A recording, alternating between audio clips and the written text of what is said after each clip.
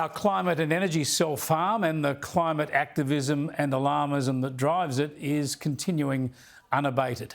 Today we had reports in the media like this talking about long-term, complex, computer-modelled climate theories about Antarctica and ocean currents, and they presented it as a catastrophic reality, and they likened it to a Hollywood climate horror film, Day After Tomorrow.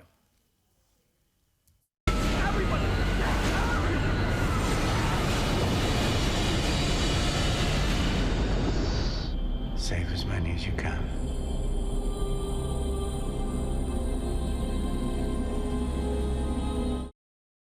Seriously, the Hollywood version doesn't really differ much from the hysteria we get from much of the media anyway, does it? Then there was this report today about the UN's latest resolution looking to deliver so-called climate justice. The resolution is part of the push to establish legal powers pushed by the global climate justice movement to penalise countries over their climate policy performance. Now, no doubt if this goes ahead, they'll try to target countries like ours, of course, where greenhouse gas emissions are 1% of the global problem and shrinking, rather than tackle countries like, say, China, where the emissions are 30% of the global total and they're still increasing.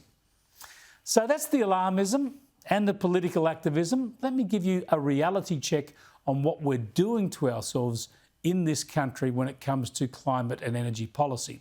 The global CEO of Japanese LNG giant INPEX, Takayuki Ueda, spoke at a lunch at Parliament House in Canberra today.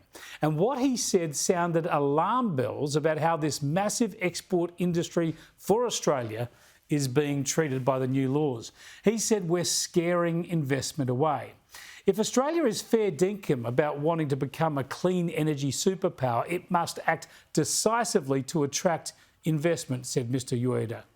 Australia must be a lucky country, but needs to recognise it is in global competition. The race has started and Australia already lags far behind. OK, so that's the bad news economically for Australia when it comes to the gas industry. But listen to how Labor's climate and energy policies are also counterproductive for the environment. The consequence of these well-intentioned policies will be that the increasing energy demand in our region will be met by coal and not by natural gas, said Mr Ueda. The result will be much higher global greenhouse gas emissions, and it will make net zero by 2050 an impossible task. There you have it. One expert view. As I've been saying for years, we are pursuing our own economic pain for no environmental gain. Our national energy self-harm continues.